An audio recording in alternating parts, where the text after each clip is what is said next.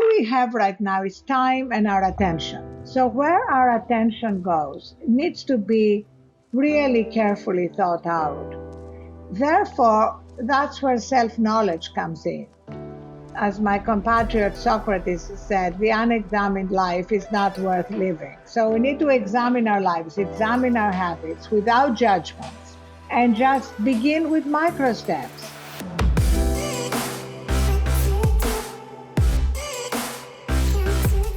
Hey everyone, welcome back to On Purpose, the number one health podcast in the world. Thanks to each and every single one of you that come back every week to listen, learn, and grow. Now, today we have a really special and exciting guest, one of the few people that we've ever had on the podcast twice.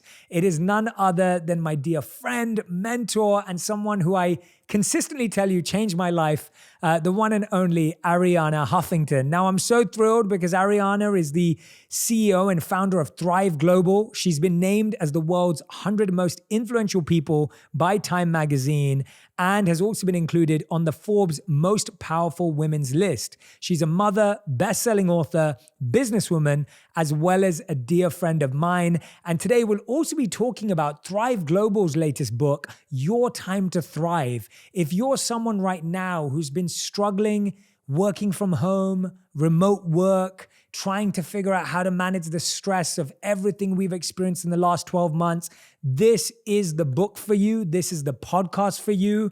If you're someone who's sitting there at home right now thinking, Jay, I just don't know how much more I can deal with this is the conversation you want to be listening to. Arianna, welcome to the podcast. Jay, so great to be with you. I love every day reading and watching you spread wisdom, making wisdom viral. I love that. Well, I'm so grateful to you, especially now as we were just talking about the wonderful Thrive original top you're wearing, onward, upward, and inward. I love that as a motto. I think that's a brilliant mantra and motto. It's very much what your work has been about, to remind us that when we go inward, our journey onward and upward is better in every possible way. It's so true. It's so true. And one thing I love that we're having this conversation today, Arianna, is because you built Thrive Global. And by the way, I just want to remind everyone, so my first day in New York City was Arianna Huffington's first day of starting up Thrive Global. Arianna, I don't know if you remember, we were at the final party, like a celebration party of you moving on from HuffPost and starting Thrive Global. And you said in your speech, you said, whether you've been here since day one or whether you just joined yesterday like Jay Shetty, I want you to know that you're all part of the family. And I remember just seeing you go off and start this new company, this new organization destined to help people's well-being in their daily lives at work. You must be feeling like the purpose of the company is coming alive right now more than ever.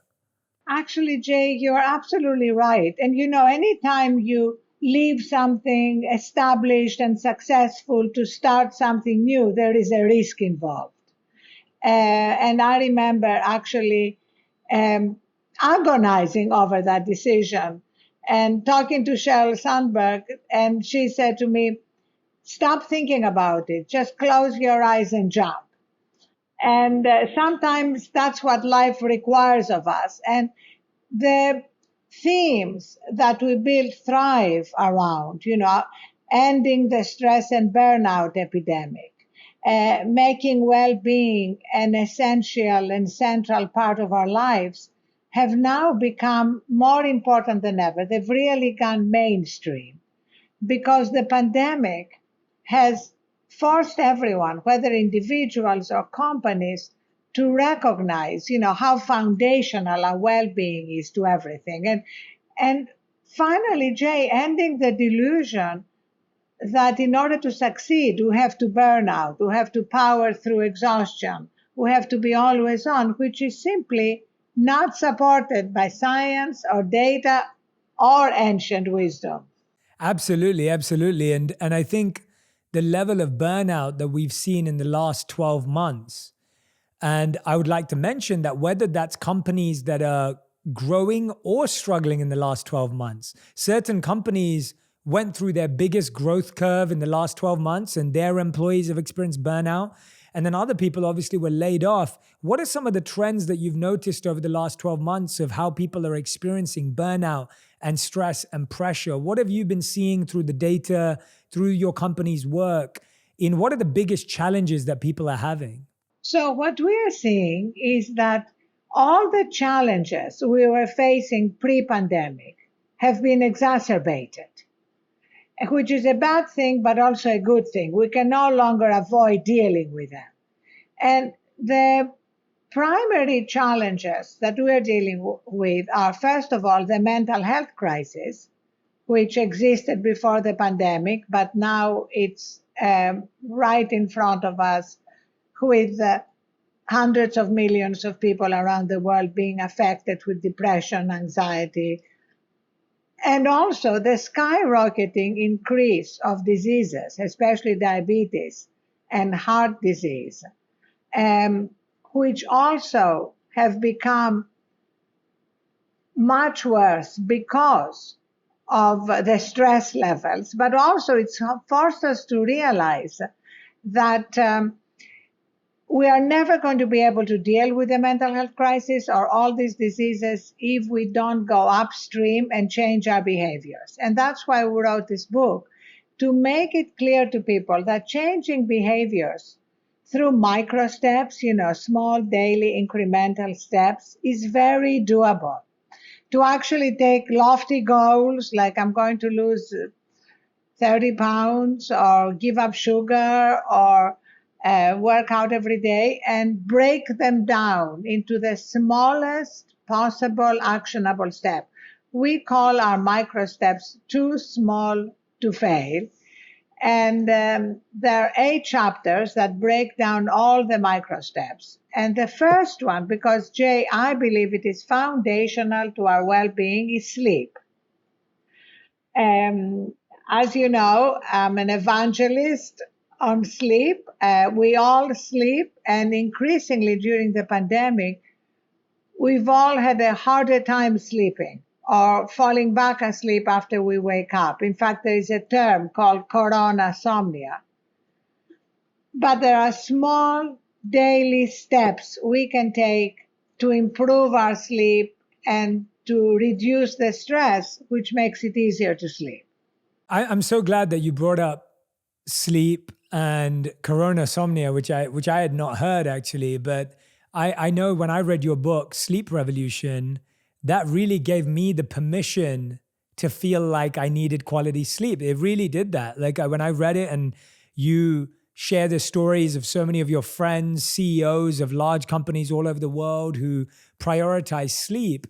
One of the things I find right now, the reason why people are struggling at home to sleep, to practice, what's a micro step they can take towards better sleep? And I love your idea of micro steps because I practice it in my own life. And your definition actually is the best definition I've ever heard of a micro step, of too small to fail.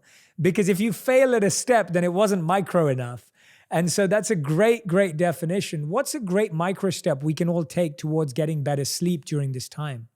So, Jay, actually, out of all the hundreds of micro steps in the book, my absolute favorite is to pick a time at the end of the day that you declare the end of your workday, and to mark this end with a ritual, because, we are creatures of rituals. And the ritual is turn off your phone and charge it outside your bedroom. Now, you may say to me, Arianna, that's too big a micro step for me. I'll say, not a problem.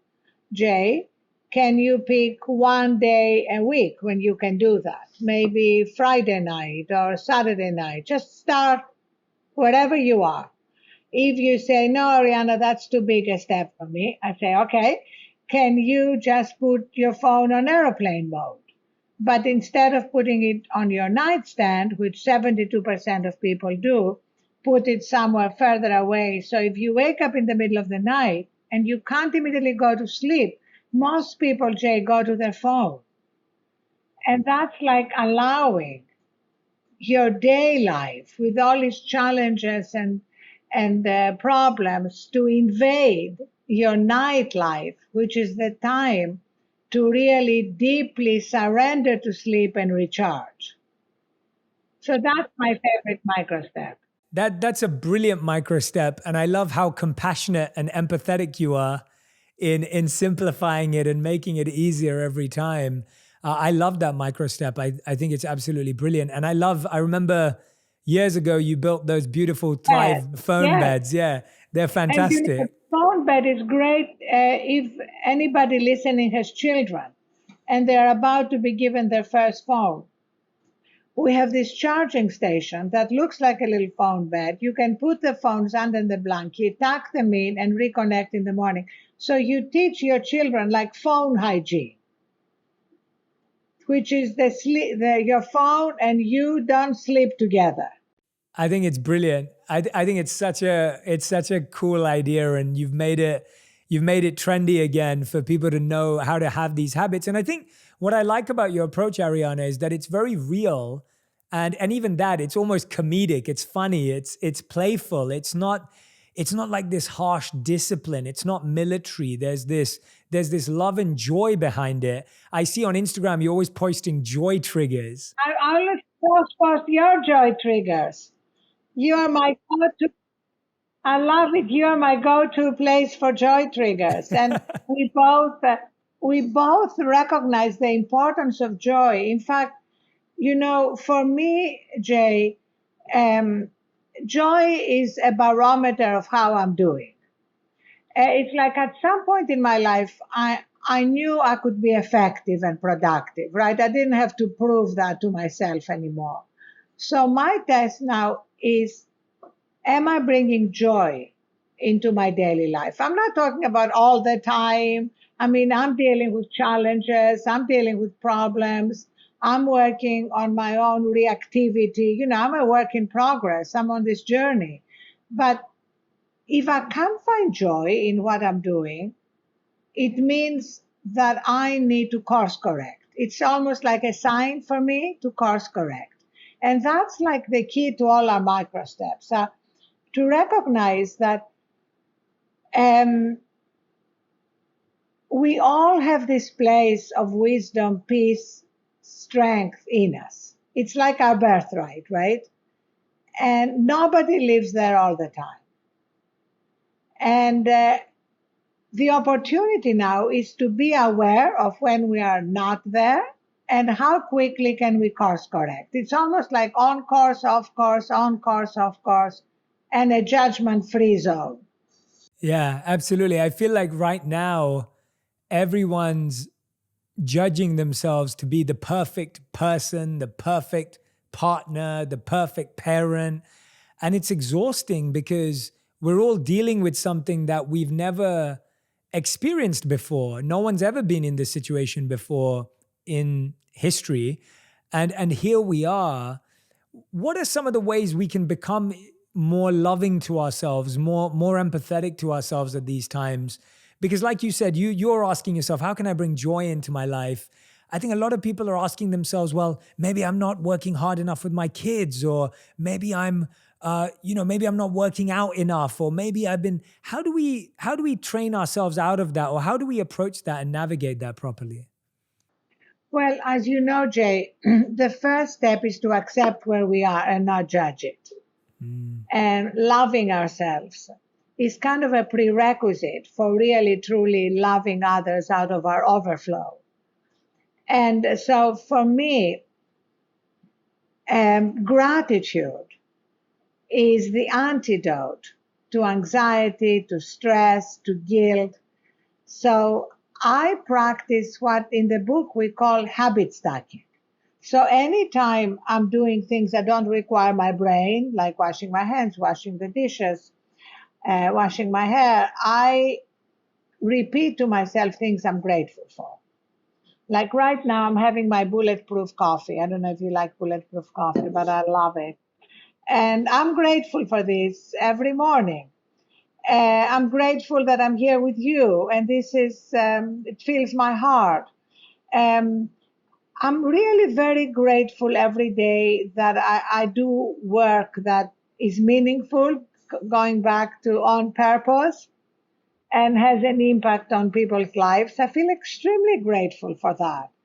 So, remembering all these things constantly, literally, Jay, as you know, moves us from the sympathetic nervous system, the fight or flight nervous system, to the parasympathetic nervous system. Gratitude and anxiety cannot coexist. What I love about this moment we are in is that modern science is validating so much of ancient wisdom. If you take what I consider the hero feature in our app and in the microsteps book is the 60-second reset.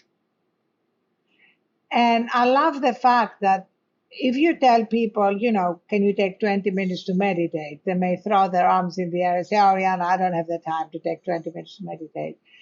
Can you take 5 minutes to meditate? Oh, that's really hard. Do you have 60 seconds? We break it down to 60 seconds. And 60 seconds, another favorite micro step in the morning before you go to your phone. 60 seconds to set your intention for the day, to take deep conscious breaths, to remember what you're grateful for, anything, kind of almost like reconnect with yourself before the world comes at you. And so that is at the heart of every religion. If you look at Islam, let's take Islam. I mean, the call to prayer is kind of unbelievable. It's like these tiny interventions during the day when you have to get up from what you're doing, stretch, which is great, and reconnect with something larger than yourself. And every religion, Judaism, Christianity, Buddhism, have like these short moments, that, having been a monk, that bring us back to center.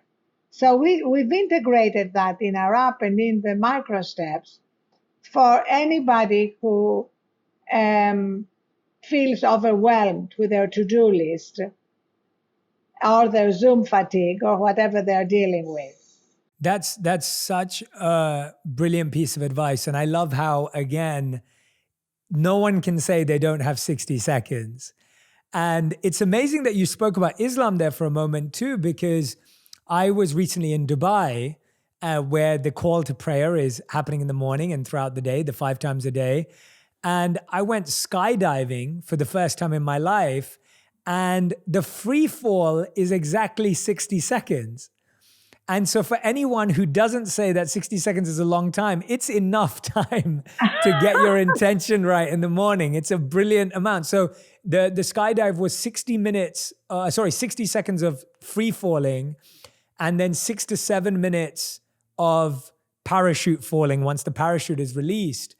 And now that you're saying that, when I was in that 60 seconds of free fall, I was trying to meditate and pray and experience, and you can achieve a lot in 60 seconds. And so I think that is for anyone who's there going, well, 60 seconds, what am I going to do in the morning? We don't realize we pick up this within 3 seconds or 1.5 seconds.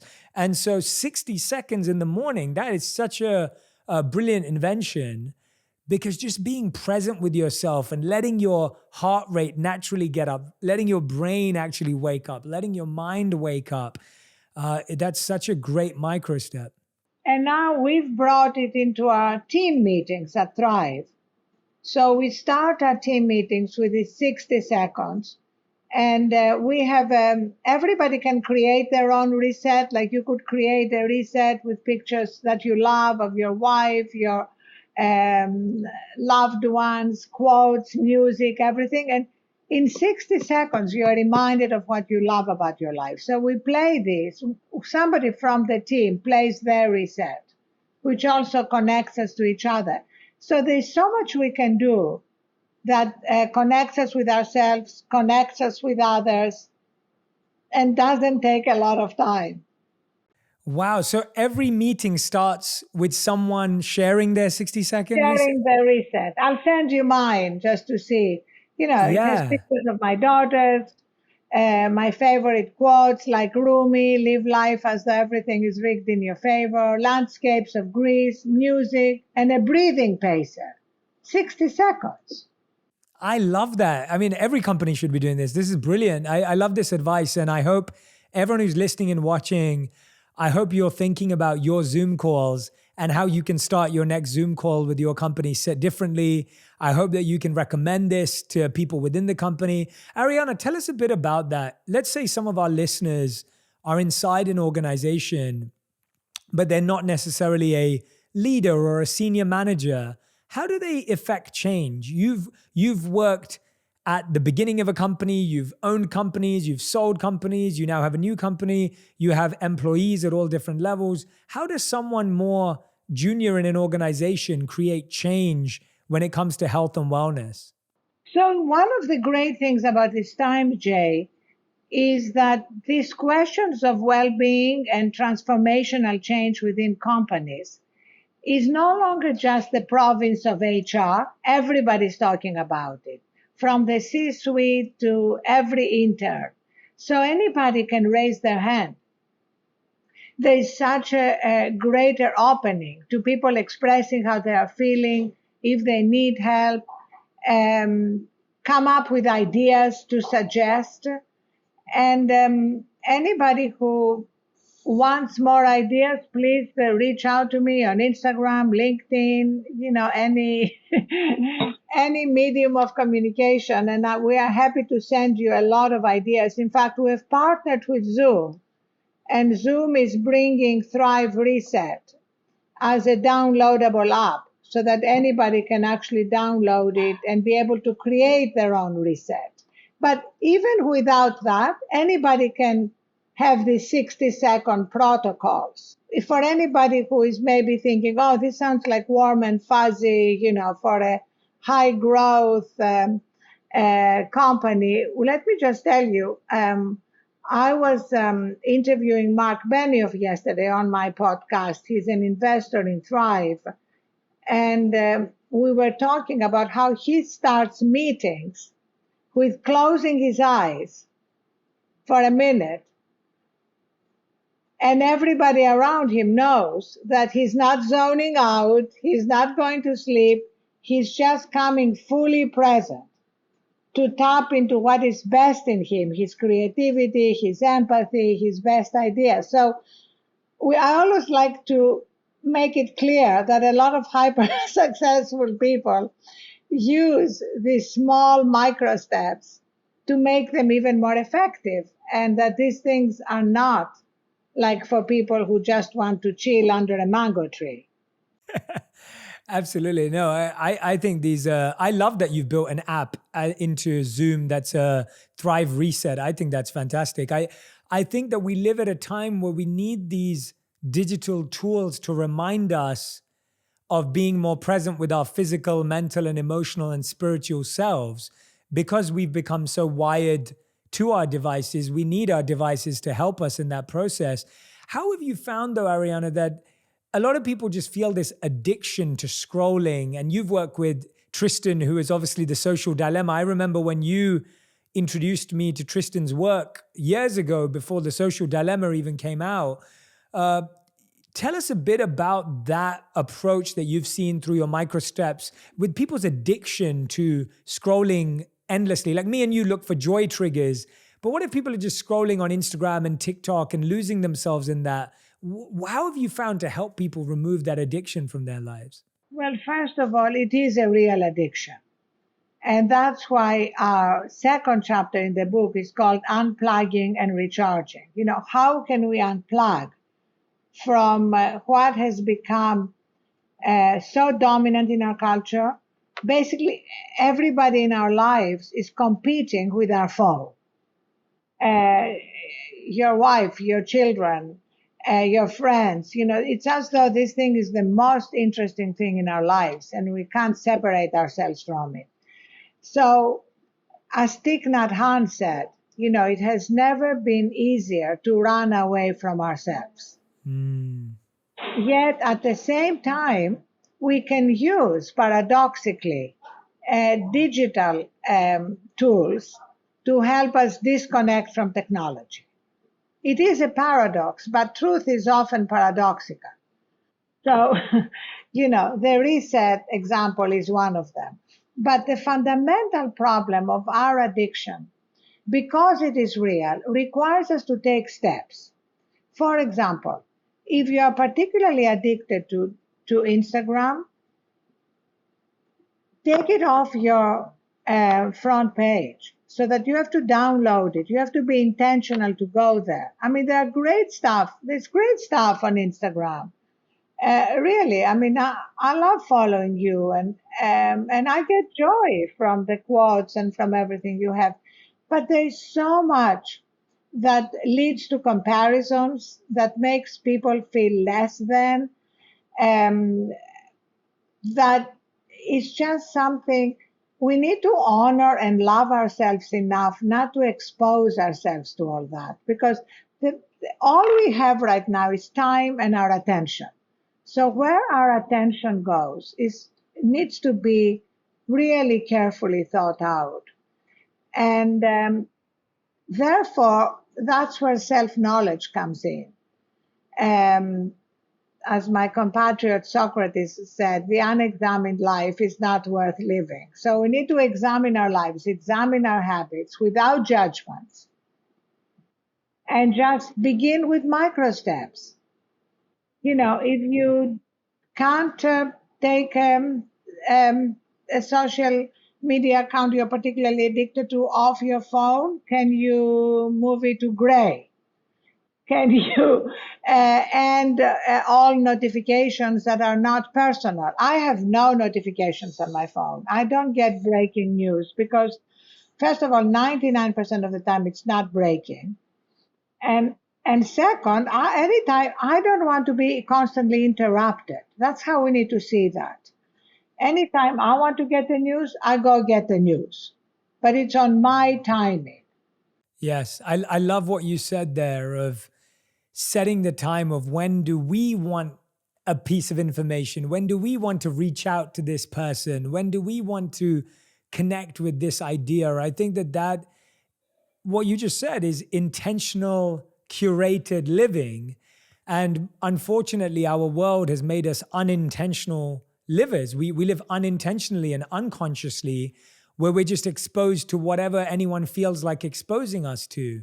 And then, you may not be in the right mindset to take on some breaking news. And I loved what you said. Half the time, breaking news is not even breaking news. It's just trying to get our attention. Tell me about, Arianna, what do you think has been your biggest challenge in the last 12 months personally? And also, what has been your biggest opportunity that you've seized and that you've gained and grown with in the last 12 months? So the biggest challenge has been that Thrive has been growing very fast. So I had to hire a lot of people that I have Can never imagine. met. Yeah, that's crazy, isn't it? It's It's crazy. crazy. I'm Greek. I want to break bread and look you in the eye. And I had to hire a COO and a head of business development and a head of sales. I mean, really very senior positions that I have never met. And that um, took some kind of developing some new intuitive abilities and being able to look you in the eye through Zoom and like trust these feelings that you want to trust when you are hiring somebody that goes beyond their resume and their references.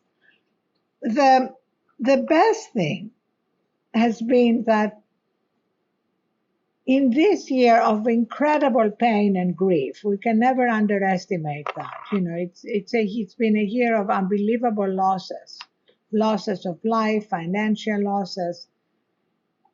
We also have a catalyst for transformational change.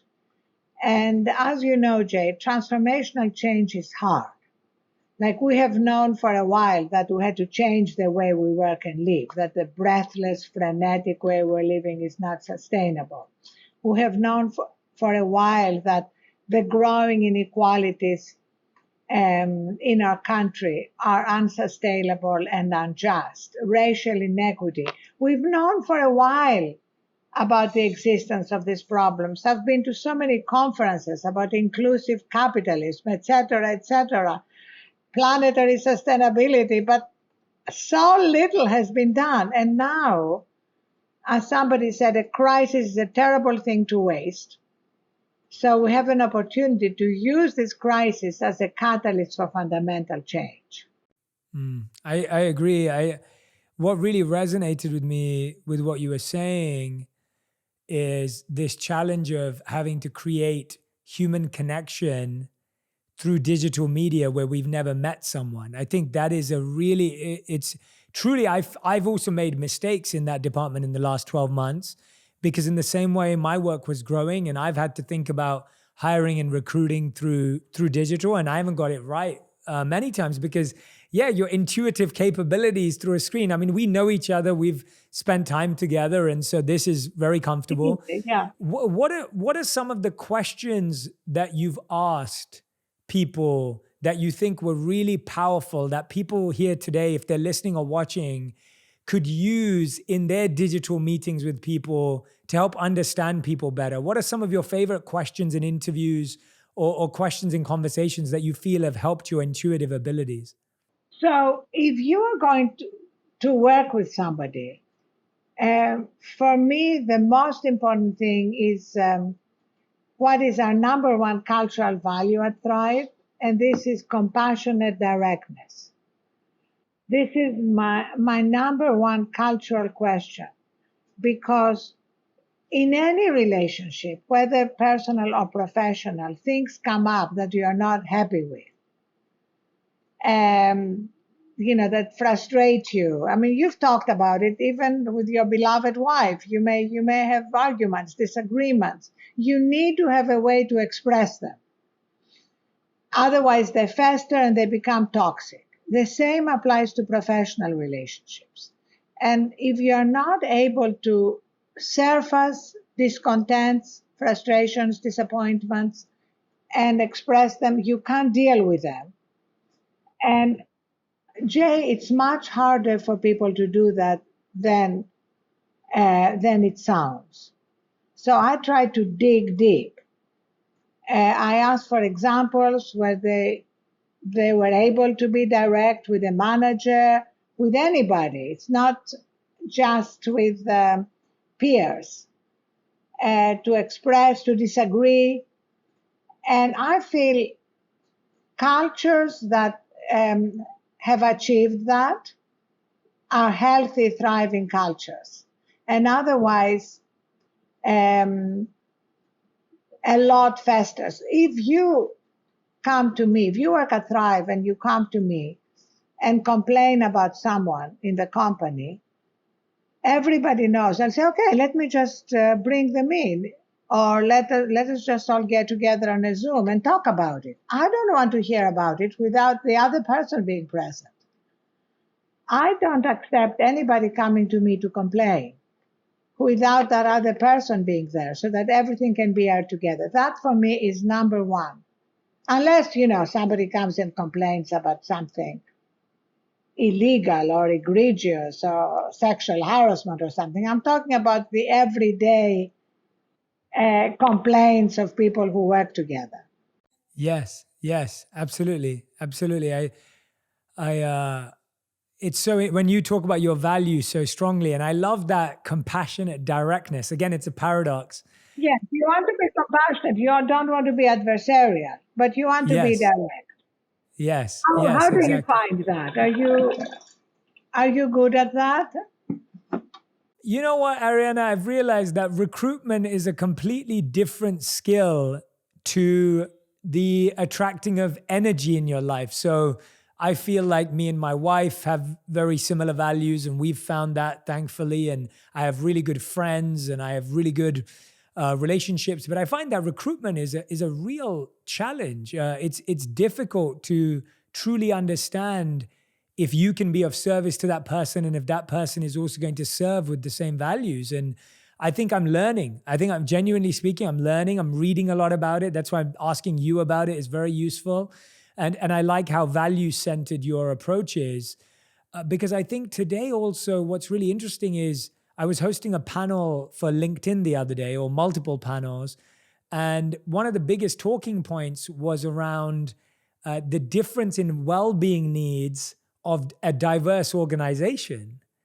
So realizing that people from different demographics, different genders, different backgrounds, different walks of life need different support in well-being. What are you seeing in how well-being and diversity affect each other in the programs that you're implementing, especially when it comes to unconscious bias? It also comes to a lack of sensitivity to understanding someone's background. Well, we actually have a whole training around the connection between well-being and diversity, because what we have found scientifically is that when you are exhausted and running on empty, you are less empathetic, you are the worst version of yourself. So you are less likely to be open to people who are different from you and to create a culture of belonging. Because diversity is not just a question of numbers. It's creating a culture of true belonging where everybody feels at home. It's not just to have so many African Americans and so many Asians, because what's the culture like? Yeah. How at home do Yeah. they feel? How do Well they said. connect with everyone? So that, again, microsteps.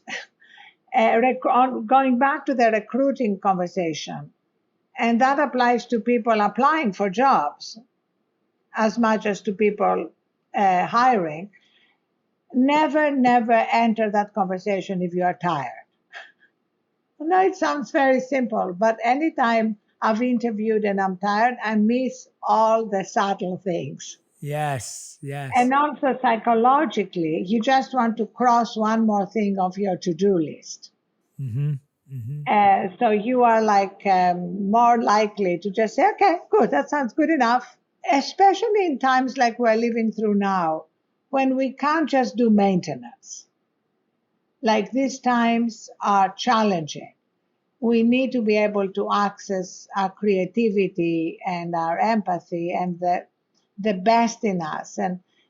And that's why it's more important than ever to prioritize our well-being. How do you know, as someone who's been so successful, how have you known when to push and when to press pause? Because I feel that as you're on a journey of acceleration and growth and momentum, even when you're doing what you find purposeful, like I love what I do, but I work really hard at it. And over time, I've had to understand this balance between pushing and pressing pause. How have you find that? Like, how does someone know when to push forward, when to work a bit harder, when to stay up at night versus when to start pulling back? How do you find that balance? Well, first of all, Jay, I've done it wrong so many times, including, as you know, finally collapsing from doing it wrong and hitting my head on my desk and breaking my cheekbone. So I learned the hard way and through a painful wake-up call. And what I'm clear about now is, first of all, there is no such thing as balance. Mm-hmm. It's not like you can balance, your work, your life as the same every day. That doesn't exist.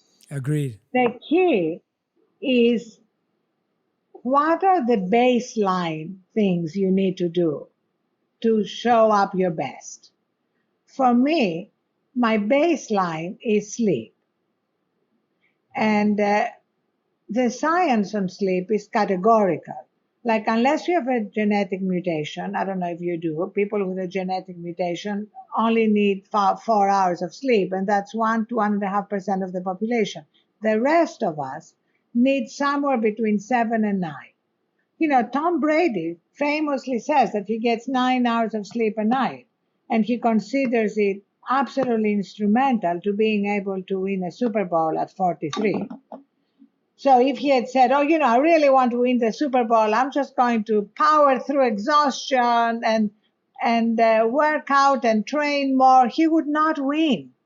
You know, that's really what is amazing, that our culture for centuries has believed something false. Yeah. I'll sleep when I'm dead, you snooze, you lose. And I went back, because I'm a bit of a nerd, to try and understand how come an entire culture has believed something false. And it goes back to the first industrial revolution, when we started revering machines. And what's the goal with machines? The goal with machines is to minimize downtime. And what's the goal with software? We brag, this piece of software has 99.999% uptime, but the human operating system is different. Downtime is a feature, not a bug. Yeah. And now we need to have this mindset shift that acknowledges that we are swimming in a culture that's driven by principles that are not science or data based. Yeah, I'm so glad that you're such an evangelist for this movement, because, I came to a point in my life where I realized I had two choices. I either slowed down or I invested more in my health. And what I realized was that the more I invested in my health and the more priority my sleep was, my exercise was, my diet was, the more I was actually able to extend myself. So a lot of the time when people told me that they just had too much on, my first question would be, do you exercise?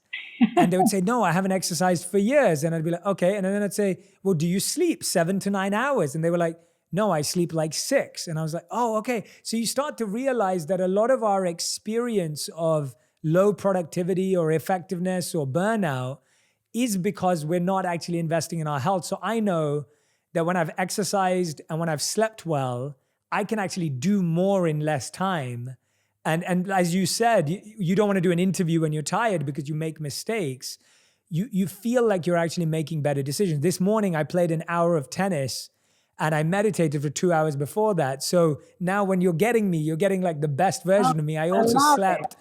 I'm trying to think, how many hours did I sleep last night? Yeah, I slept 8.5, which is my sweet spot. I like 8.5 hours.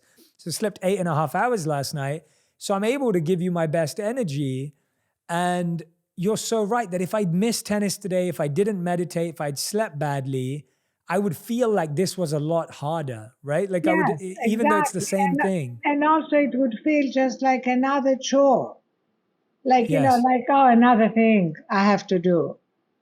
And, Yeah. this is not a dress rehearsal. Even if you believe in reincarnation, this is it. So to find the joy in what we're doing, we need to come from that place of fullness. And Yeah. I'm so happy you are saying that. We need to shout it from the rooftops to help people eliminate their fear that if they invest in their health, they are not going to achieve all that they want to achieve, because it is a fear. And a lot of people have achieved a lot through powering through. So you can have a lot of examples of that. But you can achieve more if you invest in your health, and also you can have live a life which has more meaning and purpose, because in the end, the definition of a good life is not just a successful life in terms of money and status. It's also a life of well-being, tapping into our wisdom, giving, wonder. And if we miss out on all these things, we have a very shrunken view of existence. Absolutely. Tell us, Arianna, I've got a few more questions for you before I let you go, but tell our audience how they can recognize if they're experiencing burnout.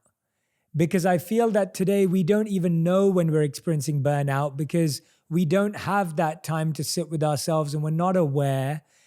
What are the signs of burnout that someone can be aware of so that they can say, you know what? I need to start doing what Arianna is saying. I need to do that 60-second check-in. I need to put my phone away in the evening. I need to sleep for 7 to 9 hours. What are the signs of burnout that we miss because we're so busy that we don't even realize what we're going through? First of all, that's such a good question because we do miss the signs and we need to kind of fine tune our antenna.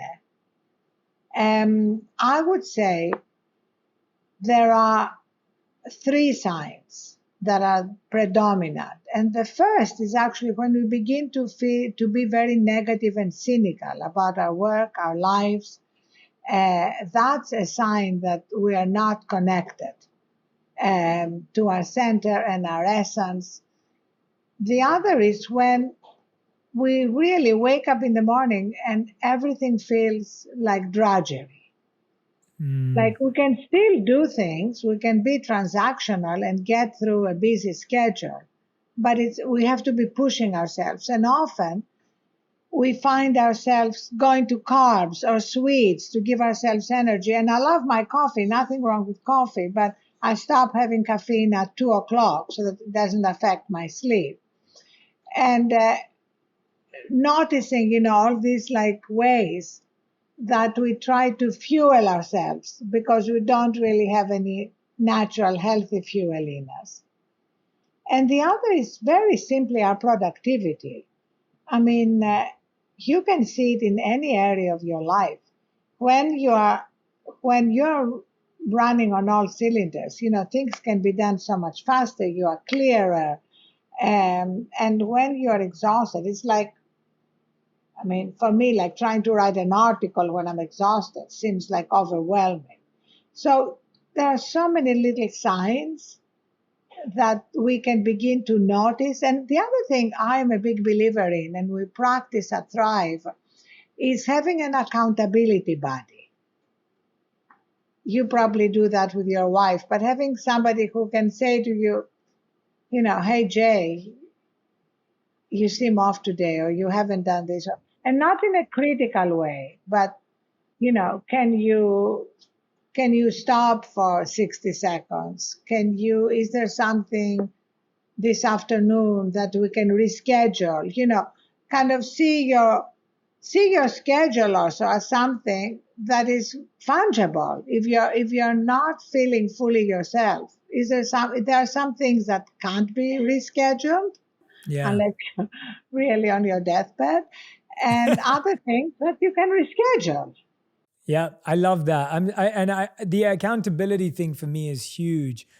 I know that I need someone to keep me accountable in different areas of my life, whether it's exercise, whether it's diet, and having that commitment. And what I find is the most important thing about accountability is being ready to receive feedback.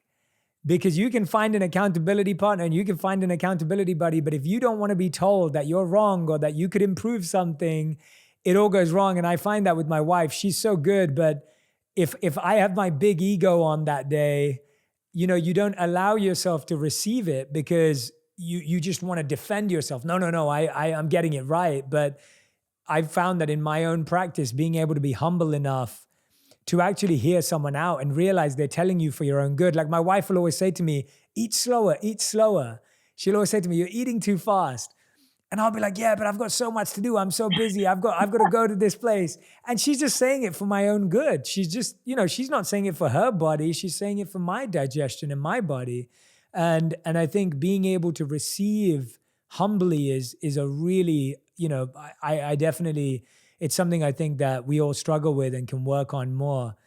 But Arianna, you've been amazing. I want to ask you what we always do, which is our final 5. You were amazing last time. This is our last 5 questions, which you answer in 1 word or 1 sentence maximum. That's it. So these are your final 5 questions. So the first question, Arianna, are you ready? Yes. Okay, great. The first question is, what's the first thing you do in the morning? The first thing I do in the morning is the 60 seconds to set my intention for the day. Amazing. I love that. What's the last thing you do at night?